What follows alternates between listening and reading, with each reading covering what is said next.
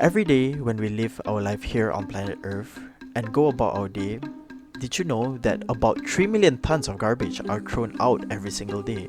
But where does it all go? Well, the most common answer we usually get are usually landfills. This is a landfill. Landfills have existed for almost 5,000 years. Archaeological evidence of landfills dates back to the 13,000 BC in Crater. It is where waste was deposited, substantially covered up with earth when full. But this is an old and outdated way of disposing our waste. It causes air pollutions and also attracts rodents and is what we call unsanitary. But there was a breakthrough in England in the late 1920s. Sanitary fields were invented. Sanitary landfills are sites where waste is isolated from the environment until it is safe. It is considered when it has completely degraded biologically, chemically, and physically. In high-income countries, the level of isolation achieved may be higher. Well, the difference between sanitary landfills and open dumps is while sanitary landfills follow a well-planned and monitored waste management process, open dumps are generally just piles of garbage accumulated that were not meant to be. Well, now in Malaysia, we are currently using this technology, where our biggest sanitary field is in Bukit Tanggar. These are efforts from both KUB Malaysia and the Berjaya Corporation. The sanitary field method for the ultimate disposal of solid waste material continues to be widely accepted and used in Malaysia at the present age. This is due to its economic advantages. Furthermore, landfills as compared to other disposal options requires fewer costs. Currently, there are 141 sanitary landfills in Malaysia. Sanitary landfills operate by layering waste in a large hole. There are different levels of layering of waste to facilitate the decomposition of the materials as well as trap toxic gases released from the process.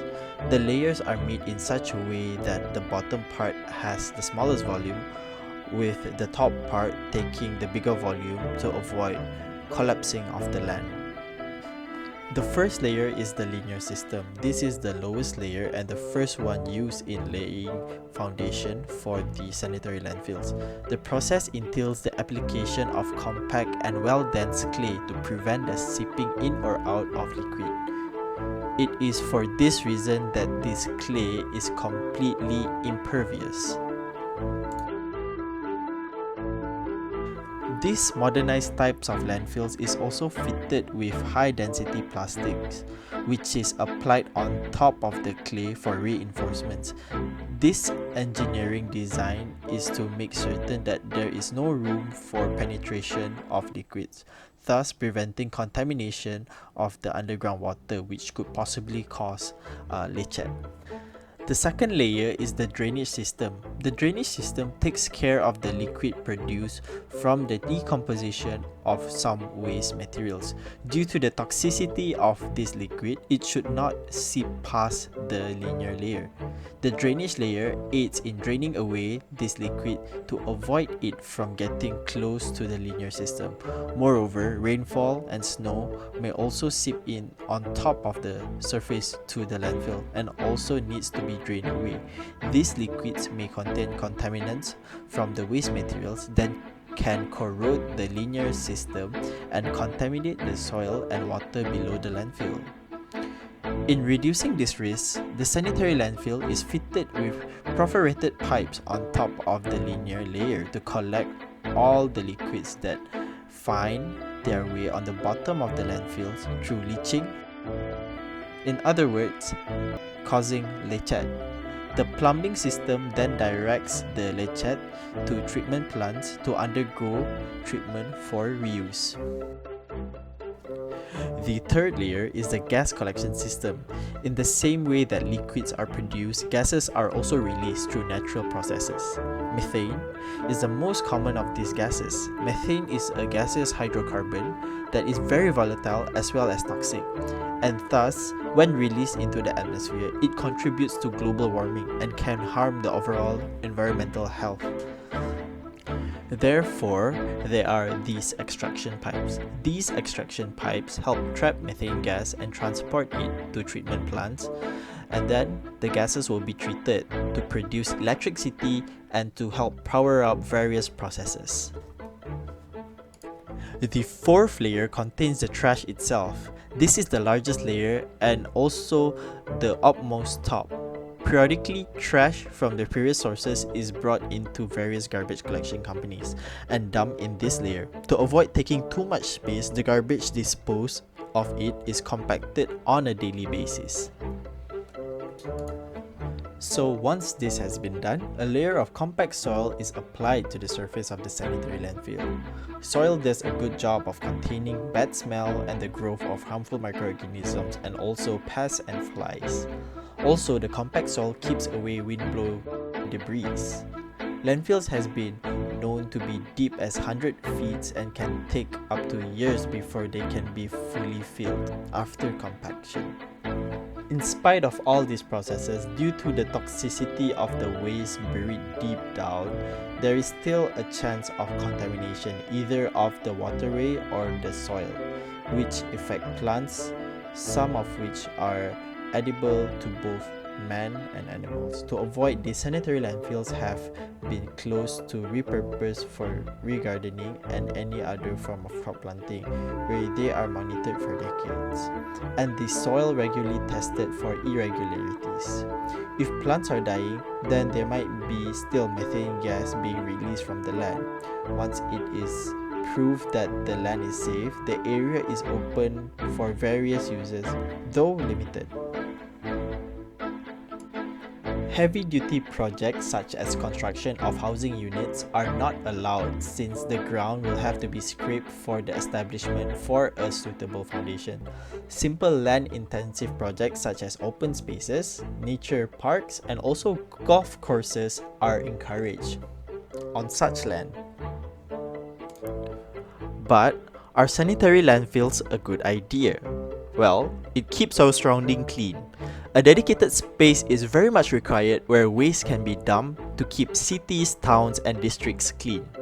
Any locality that doesn't have a landfill, or when people know that there is no efficient waste management system in place, they would just simply dump waste in any open vacant spots. That will be much unhealthier for humans and the environment. With properly maintained the sanitary landfill facilities, local trash will be dealt with locally instead of shifting to other countries.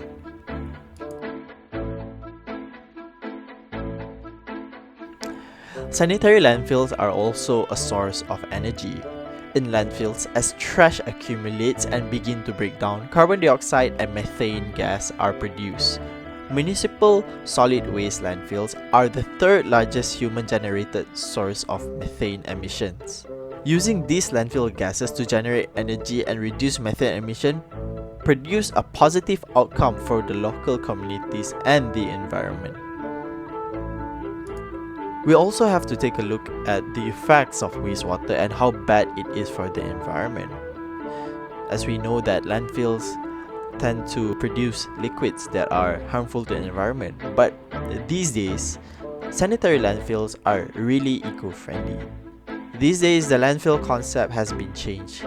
It is because of the efforts of environmental experts and conservationists who brought in strict laws, regulations, and standards for sanitary landfill sites. Advanced technology is well utilized in the sanitary landfill design, along with good soil lining and leachate management systems that ensure no seepage and damage.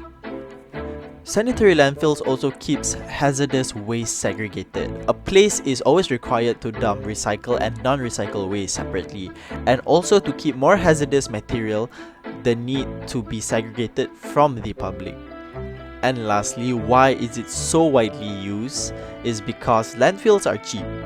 As our waste will only have to travel a short distance to the landfill, garbage transportation costs will be reduced. This will also reduce the amount of pollution caused by transporting rubbish. With all of the good things being said about the sanitary landfills, what about the downsides of sanitary landfills? Well, first, sanitary landfills affects humans' health. Landfill sites emit poisonous gases. They have negative effects on human, plants, and animals. The people living near the landfills or having prolonged exposure may suffer from cancer, respiratory disorders, and development defects in children. Even short-term exposure to ammonia and hydrogen sulfide releasing in the air can cause eye, nose, and throat irritation, as well as asthma. Methane buildup is also a huge problem in sanitary landfills. Methane is a highly inflammable gas, and it exposes the life of people and around it to the risk of explosion. In an enclosed space with poor ventilation, it lights up quite easily, and the entire landfill sites may be on fire in a blink. A similar case occurred recently in Bangalore Baladur Lake in India. Sprawling over 900 acres, the lake caught fire owing to the production of methane gas. Soil and water contaminations are also a very apparent problem in sanitary landfills. Sanitary landfills linear have evolved, and it is not very common for the protective membranes of the landfills to rupture, but you can retrofit an old one, and it can be devastating when it happens. The toxic gases from rotten trash fuse with the groundwater and produce leachate, which is a poisonous sludge that seeps down into the ground and mixes with water underneath. The infiltrated metals, ammonium, carbons, hazardous chemicals, gases, and other toxins seeps from the landfills get mixed up with soil and underground water, causing soil and water pollution. The contaminated water, if not treated well, becomes a part of the water supply in the area and has the potential to be really hazardous to anyone which drinks it, man or animal. Sanitary landfills, or landfills in general, are one of the causes of climate change.